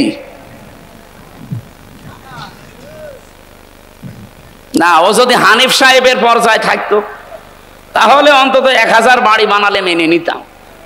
হানিফ সাহেব বাংলাদেশের এই পর্যায়ে, যে 3 নাম্বার পর্যায়ে ছিল কাওয়া কাকুর পরে, কাওয়া কাকুর পর ছিল না, তার মাত্র কয়টা? 3টা বাড়ি। ঢাকা 1টা, আর শ্বশুর বাড়ি তো নিজের বাড়ি না, খোলনা, ওটা বাদ দিলাম। কুষ্টিয়ায় 1টা, ভেড়ামারা 1টা। এত বড় নেতার মাত্র 3টা বাড়ি, বাকি তার টাকা পয়সা কিছুই নেই। তার এক চাচাতো ভাই, আমি নাম নিলাম না, তার শুনছি নাকি 1000 কোটি টাকা শুধু তার স্ত্রীর আছে, তার চাচাতো ভাইয়ের এক স্ত্রীর। আমি সেদিন একটা জরিপ পেয়েছিলাম, বাংলাদেশের এই টাকাগুলো যদি পাচার না হতো, বাংলাদেশে 4 বার বাজেট দেওয়ার পরেও টাকা বেঁচে থাকতো। আমরা 4 বছর বাংলাদেশে কিচ্ছু করা লাগতো না, শুধু বসে বসে খেতাম। অথচ এই দেশে এখন প্রায় 36 লাখ যুবক বেকার। এগুলো বাইরের দেশে তো যায়, যে দেখি কেউ ঝাড়ু দিচ্ছে রাস্তা, কেউ রুটি বানাচ্ছে, কেউ চা বানায়, কেউ কাপড় চোপড় সেলাই করে, কেউ পায়খানা সাফ করে। অথচ এই টাকা পাচার না করে আপনারা যদি দেশে কর্মসংস্থান তৈরি করতেন, এই শহর এলাকায়, বাইরের দেশগুলোতে শহর এলাকা পেলে সেখানে সোনা ফলায় তারা, অথচ হাজার হাজার বিঘা এই দৌলতপুরে সিলমারি শহর নেই। আমি শুধু ইন্টারনেটে দেখেছি হাজার হাজার বিঘা পড়ে আছে। আমি 19 সালে একবার গিয়েছিলাম এই পাশে জলঙ্গি, ওই বেনাপোল দিয়ে ঘুরে কলকাতা দিয়ে, ওনাদের জলঙ্গি ওই বাজারে মাহফিল ছিল। বললাম যে বাংলাদেশের কোন এলাকা? বলছে কুষ্টিয়া। আরে ভাই, কুষ্টিয়া থেকে তো আসলাম, এই নদী পার হলেই তেকালা, ওই জলঙ্গার পাশে তেকালা না। এটা তার উন্নত রাষ্ট্র না যে ওরা এটা করবে। কিন্তু সিঙ্গাপুরে যান, চারিদিকে সাগর। মালয়েশিয়া যান, শুধু পাহাড় পাথর আর মরুভূমি, ধুধু, লক্ষ লক্ষ বিঘা পড়ে আছে। তারা ওই জায়গাগুলো কাজে লাগাচ্ছে। এরপরে থাইল্যান্ডে যান, এই বাহরাইনে গিয়েছিলাম। এই রাষ্ট্রগুলো আজ দাঁড়িয়ে যাচ্ছে। এইরকম শহর অঞ্চলগুলো যদি টাকাগুলো পাচার না করে, এখানে ইনো সাহেব আর হানিফ সাহেব যেহেতু দুইজনে এলাকার, ওনারা যদি এই টাকাগুলো কাজে লাগাতো, আজকে জেলেও থাকা লাগতো না, দেশ থেকে পালানো লাগতো না। অন্তত অন্য কেউ পালালে আপনাদেরকে পালানো লাগতো না। কি করলেন? নিজে টাকাগুলো এখন ভোগ করতে পারছেন না, আর আমাদের মাথার উপরে ঋণের বোঝা দিয়ে গেলেন। বাংলাদেশে এখন একজন মানুষের মাথার উপরে 1,02,000 টাকা ঋণ। এখন যদি কেউ জন্ম নেয়, তার মাথার উপরে 1,02,000 টাকা অন্তত সে ঋণ নিয়ে দুনিয়া আসতেছে। এরকম একটা রাষ্ট্রে আমরা বাস করছি। আফসোস লাগছে আমার। সেদিন মালয়েশিয়া ইসে যাচ্ছিলাম, এই যে মৌলভীবাজার যাওয়ার সময় যে পাইলট এই হেলিকপ্টার নিয়ে যাচ্ছিল ওনারা, ওই যে হুক আছে না দরজার, পাইলট আমারে বলছে, হুজুর সাবধানে বসেন, হুকের ওপরে যেন হাত না লাগে, তাহলে খুলে কিন্তু পড়ে যাবেন। মনে মনে একটু চিন্তা আসলো, আল্লাহ, আগস্টের 5 তারিখে যে 2 জন চলে গেল, এদের জন্য একটু হুকটা খুলেছে। আর যদি আমার সামনে পড়তো, আমি একটু দোয়া করে দিতাম। পাশের উপর না ৭৬,০০০ কোটি টাকা শুধু একজন এখান থেকে নিয়েছে। এখনো পর্যন্ত দেখি অনেকে জালেমের সাফাই গায়। আপনি মানুষ, জালেম তো সাধারণ জিনিস না, জালেম হচ্ছে আল্লাহর মামলার আসামি। আর সবচাইতে বড় জুলুম পৃথিবীতে আল্লাহর আইন বাদ দিয়ে অন্যের আইন প্রতিষ্ঠা করা। আর আমরা সেইটারই বিরুদ্ধে। এই কথা বলে না কেন? এই জন্য আপনারা আমাদেরকে টার্গেট মনে করেন। আরে ভাই, আপনার টার্গেট তো আমি হওয়ার কথা না, আপনার টার্গেট কে? আল্লাহ। আমি আল্লাহর ওই কথাই তো বলছি। আল্লাহর জমিনে আল্লাহর আইন মরণের আগ পর্যন্ত চাবো। ওয়াবুদ রব্বাকা হাত্তা ইয়াতিয়াকাল ইয়াকিন। ওই পর্যন্ত তোমরা আল্লাহর ইবাদত করতে থাকো যতদিন ইয়াকিন না আসে। ইয়াকিন মানে মরণ। মরণ, মৃত্যু যতদিন না আসে ততদিন তোমাদের ইবাদত চলবে। আর আল্লাহর জমিনে আল্লাহর দিন প্রতিষ্ঠা, এটা আমরা ইবাদত মনে করি। এটা সব ইবাদতের বড় ইবাদত মনে করি অন্তত আমি। এই কথা বলেন না কেন? এই জন্য একটা জায়গায় মত পার্থক্য করা নিষেধ আমি বলেছিলাম। সেটা কোন জায়গায়? কোরআনের কাছে আসতে। আর এক জায়গায় আছে আনাকিমুদ্দিন ওয়ালা তাতাফাররাকু ফি। দিন কায়েমের কথা বললে কোনো ফতোয়াবাজি করবা না, কোনো মত পার্থক্য করা যাবে না। এ নির্দেশ কার? কোরআনের ভেতরে 2 জায়গায় মত পার্থক্য করা নিষেধ, হারাম। দলাদলি করা। আর বাংলাদেশ সহ বিশ্বের মুসলমানদের এখন এই 2 জায়গায় দলাদলি বেশি। অন্তত আমরা না করি। যে করে না বুঝে করুক, আমরা করব আজকে থেকে। দিন কায়েমের কথা যেই বলবে, হ্যাঁ পদ্ধতি ভুল হতে পারে, কিন্তু তার মনের ভেতরে তো আছে দিন কায়েম হোক এই জমিনে। কিন্তু যারা জালেম, মানুষের তৈরি করা আইন যারা কায়েম করতে চায়, বলেন তো তারা কোনোদিন চায় যে জমিনে আল্লাহর দিন কায়েম হোক? না, তারা চায় আমার স্বামীরটা হোক, আমার বাবারটা হোক, অথচ অন্য কোনো আত্মীয়রটা হোক। কিন্তু আমারও তো আত্মীয় স্বজন আছে। আমি জীবনেও কি চাইবো যে আমার বাবার আইন এদেশে হোক? বলেন বলেন।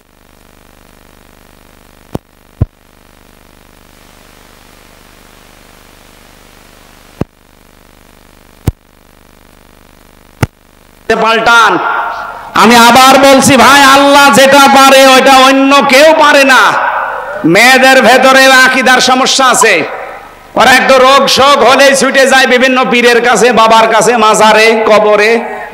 পৃথিবীর কোন মানুষ, কোন পীর, কোন মাজার রোগ ভালো করতে পারে?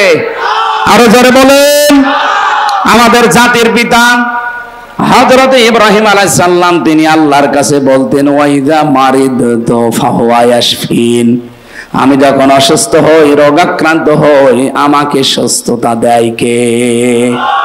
আমরা যার সন্তান, তার মতো বিশ্বাস তৈরি করা লাগবে। আমি যদি এমন বিশ্বাস তৈরি করি যে না, আমার এই মাজারে, এই বাবা, এই কবরে, এরাও আমাদেরকে এই পৃথিবীতে রোগ শোক থেকে বাঁচাতে পারবে, আপনি কিন্তু শিরিক করে ফেলেছেন।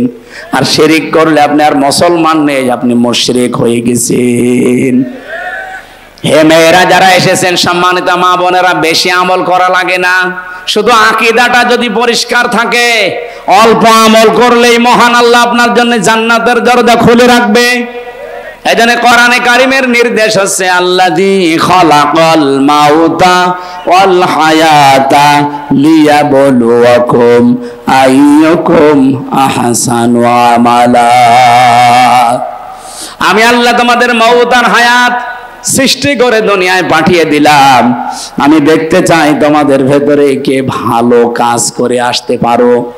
আল্লাহ কি বেশি কাজ চান না ভালো কাজ? বলেন বলেন। এজন্য কাজটা যেন ভালো হয়, আপনি কম করেন। আপনার বিশ্বাস যদি সঠিক থাকে, কাজ বেশি করা লাগে না, অল্প কাজে আমলের জন্য যথেষ্ট হয়ে যাবে। বলেন সুবহানাল্লাহ। আমার ভাইরা, জাতির পিতা ইব্রাহিম নবী ৮৬ বছর পর্যন্ত বিয়ের পরে সন্তান হয়নি। একটা বারের জন্য কোনোদিন কোনো মাজারে, কোনো কবরে, কোনো বাবার কাছে তিনি দৌড়িয়ে যাননি। ৮৬ বছর বয়স পর্যন্ত অপেক্ষা করেছিলেন। আর প্রতিদিন তার দোয়া ছিল রব্বি হাবলি মিনাস সলিহিন। বলেন আল্লাহু আকবার।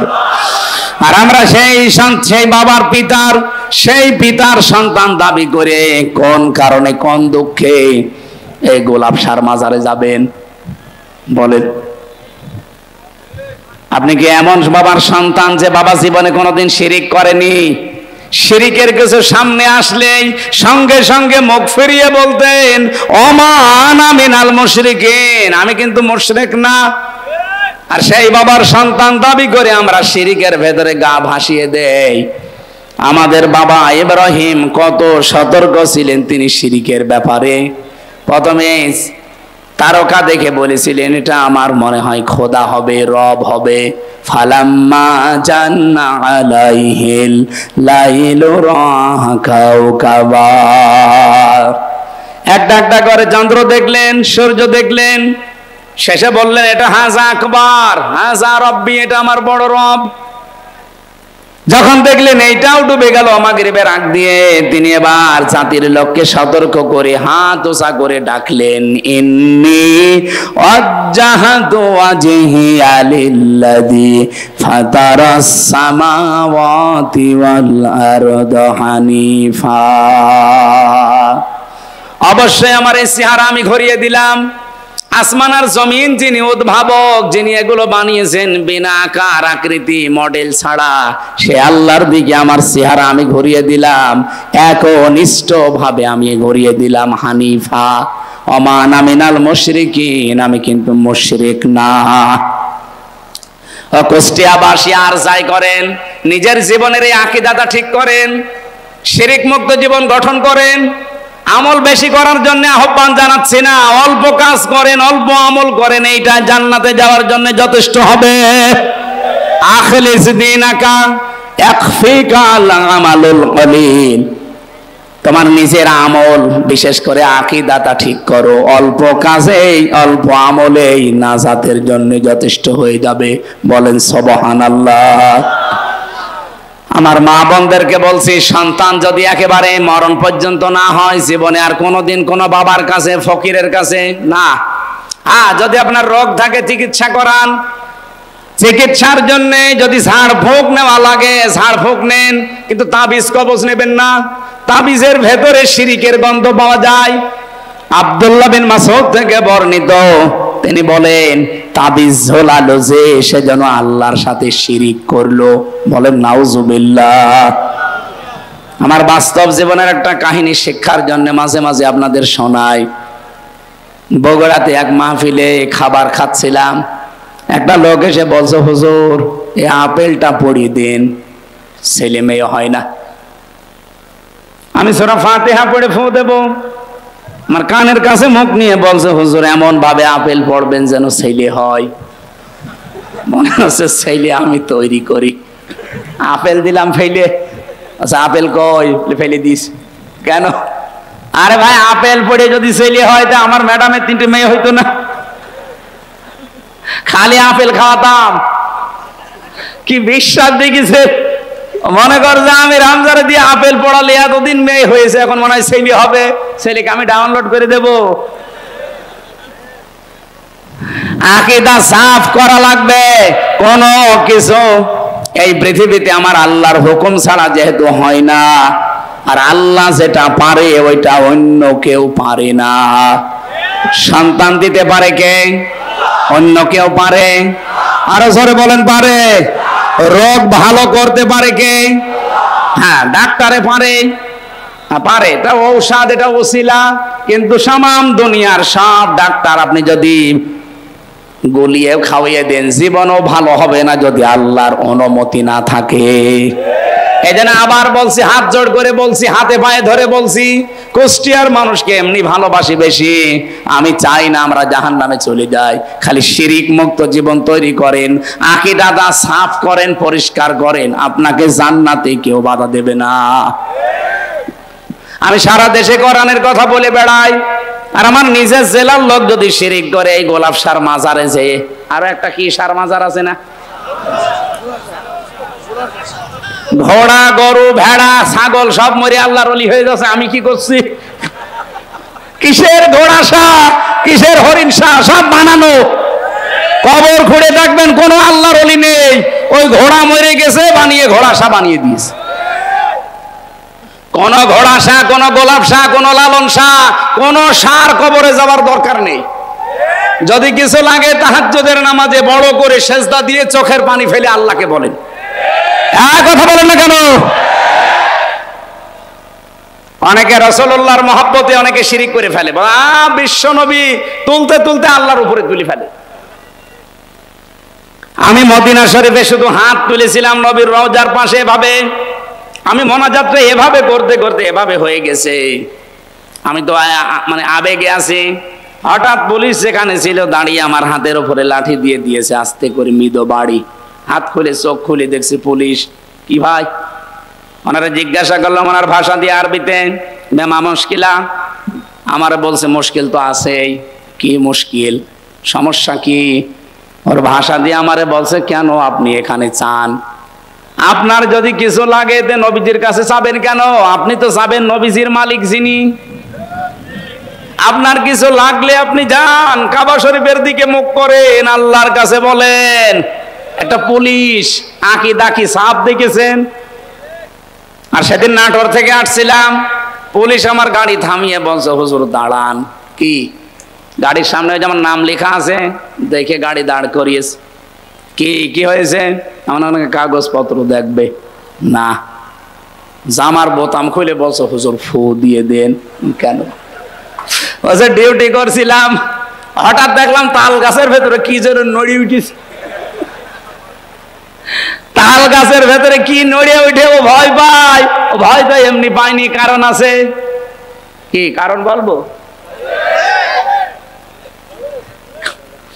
এটা কিছুক্ষণ আগে যিনি কথা বলছিলেন মাওলানা ইয়াসির, মাওলানা ইয়াসির শেষের দিকে আমি আসার সময় এই বাক্যটা শুনলাম যে বিশ্বনবী যেদিন নবুয়ত পাওয়ার পরে বাড়িতে এসেছিলেন, স্ত্রীকে ডাক দিয়ে বলেছিলেন, জাম্মিলুনি জাম্মিলুনি ইয়া খাদিজা, বলেছিলেন না?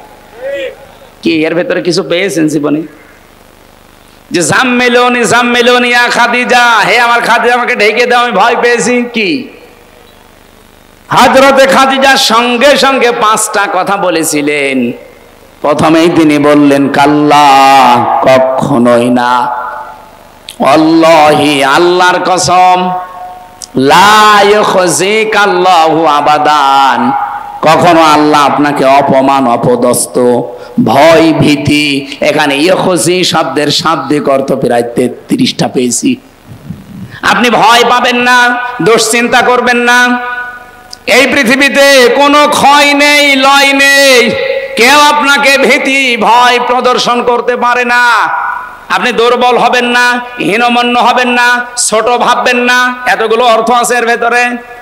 কোরআনে কারিমের একটা আয়াত পড়ছি আমি আলেমদের জন্য, ওয়ালা তাহিনু ওয়ালা তাহজানু ওয়া আনতুমুল আ'লাউনা ইন কুনতুম মুমিনিন। সূরা আলে ইমরানের 139 নম্বর আয়াত, 4 নম্বর পারার 6 নম্বর পৃষ্ঠার 12 নম্বর লাইনে আছে। আয়াতটা আমি এর আগেও পড়েছি। দেখেন একটা নতুন তথ্য আছে।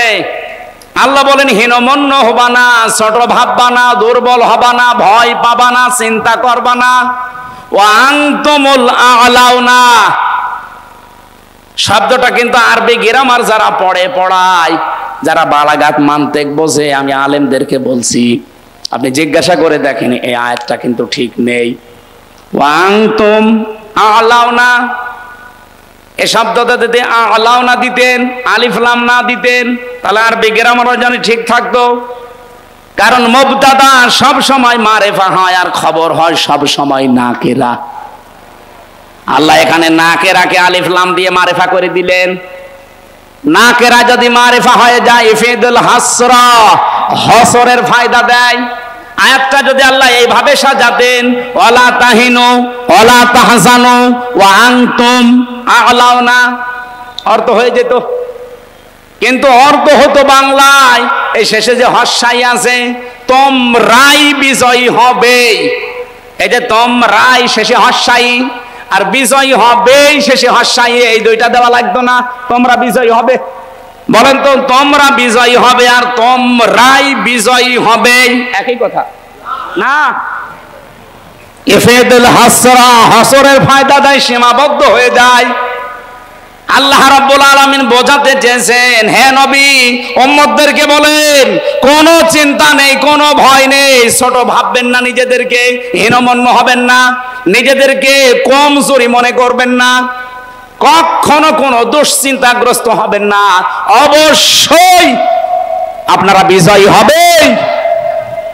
ইন কুনতুম মুমিনিন, যদি মুমিন হতে পারো। যদি ঈমানে ভেজাল থাকে তাহলে হবে না, যদি বিশ্বাসে ভেজাল থাকে হবে না। এজন্য আকীদাটা সাফ করেন, আমি আল্লাহ বলছি তোমরাই বিজয়ী হবে। এখানে এই জন্য আ'লাউনার আগে আলিফ লাম দিয়ে আল্লাহ নির্দিষ্ট করে দিয়েছেন, যদিও নাকেরাটা নির্দিষ্ট হওয়ার কথা ছিল না। নবীজিকে এখানে আল্লাহর নবীর স্ত্রী কথা বলতে গিয়ে শব্দের দিকে খেয়াল করে একটু দেখেন, কাল্লা আল্লাহি লা ইউখজিকাল্লাহু আবাদান। অথচ ওই সময়ও খাদিজা মুসলমান হয়নি, ওই সময়ও ঈমান আনেনি, উনি অতক্ষণও কিন্তু মুশরিক ছিলেন। উনি ওই সময়ও যদিও শিরিক প্রচলিত করতেন না, কিন্তু ওই সময় তো ঈমান আনেননি। খাদিজাকে ওই সময় ঈমান এনেছিলেন। যখন নবীজি নবুয়ত পেয়ে আসলেন তখন ঈমান এনেছিলেন? আনেন নাই। স্বামী, কোনো ভয় নেই, কোনো চিন্তা নেই, ওই আল্লাহ কখনো আপনাকে ভয় দেখাতে পারে না, আল্লাহর কসম। উনি কি মুসলমান? বলেন বলেন। কসম কাটলেন কার নামে? কয়বার? 3 বার। কাল্লা, প্রথমে আছে আল্লাহি, কাল্লা লা ইউখজিকাল্লাহু আবাদান, 3 বার। এতটুকু বাক্যের ভেতরে হযরতে খাদিজা আল্লাহর নাম বললেন কয়বার? বলেন বলেন। কেন? এরপরে তিনি একটা একটা করে 4টা সুসংবাদ দিলেন স্বামীকে। ইন্নাকা লা তাসিলুর রহিমা, আপনি আত্মীয়তার সম্পর্কগুলো ঠিক রাখেন। এ কথা শুধু শুধু বলেননি, গ্যারান্টি দিয়ে বলেছেন। ইন্নাকা, আবার লা, ইন্না কা, এরপর আবার লা, লামে তাকিদ। অবশ্যই অবশ্যই আপনি আত্মীয়তার সম্পর্ক ঠিক রাখেন। সুতরাং পৃথিবীতে যারা রক্তের সম্পর্ক ঠিক রাখে তাদের কেউ ভয় দেখাতে পারে না। আপনি ভয় পান কিসের? ওই পুলিশ মনে হয় ওর আত্মীয় স্বজনের হক মেরে খেয়েছে, আত্মীয়তার সম্পর্ক রক্তের সম্পর্ক ঠিক রাখে নাই, এজন্য তাল গাছের ভেতরে কি নড়ে উঠেছে ওর ভয় লিখেছে। আপনি ট্রাকের চাকা বাস্ট হলেও ভয় পাবেন যদি রক্তের সম্পর্কগুলো আপনি ঠিক রাখতে না পারেন। আমি কথা বোঝাতে পেরেছি আশা করছি। এই জন্য আজকে থেকে আমাদের রক্তের সম্পর্ক যার সাথে আছে, আত্মীয় যদি দুর্বল হয়, গরিব হয়, সম্পর্ক ছিন্ন করা যাবে? বলেন বলেন, যাবে? বহু মানুষ আজ আমরা ছিন্ন করছি কাদের কারণে? স্ত্রীর কারণে। বহু স্বামী এখানে বসে আছে, দেখতে ভালো মানুষ মনে হলে কি হবে? নিজের স্ত্রীর কারণে নিজের আপন বোনের সাথে সম্পর্ক ভালো না। এই কথা বলছে না কেন? সম্মানিত মা বোনেরা, শুধু নামাজ পড়ে রোজা রেখে কালো বোরকা পরে জীবনও জান্নাতে যেতে পারবেন না।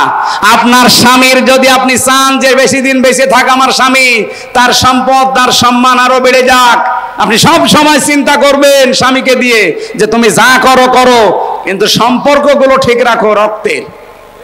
কিন্তু আজ 100টার 98টা পরিবারে আমরা স্ত্রীর কারণে আর শাশুড়ির কারণে আমার নিজের বোনের সাথে ভাইয়ের সাথে সম্পর্ক রাখতে পারি না।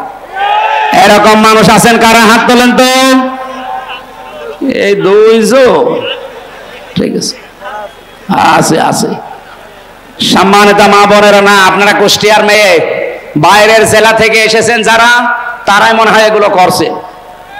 হয়তো বলছে হ্যাঁ ঠিক, কুষ্টিয়ার মেয়েরা তো এত ছোট মনের না। সম্মানিত মা বোনেরা, আমি অন্য জেলার কথা বাদ দিলাম, পাশেই মনে হয় পাবনা,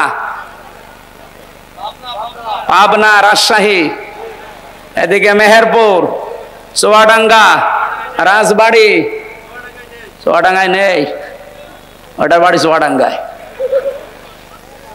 কুষ্টিয়ার মেয়েরা যারা এসেছেন, আপনাদের হাতে পায়ে ধরে বলছি, মা, মেয়ে, বোন, ফুফু যাই বলেন, বাইরের জেলায় যান, নিজের জেলায় থাকেন, স্বামীকে সব সময় উদ্বুদ্ধ করবেন যে তুমি যদি বেশি দিন বেঁচে থাকতে চাও আর সম্পদ আর সম্মান দুনিয়ায় কামাতে চাও, সম্পর্কগুলো ঠিক রাখো রক্তের।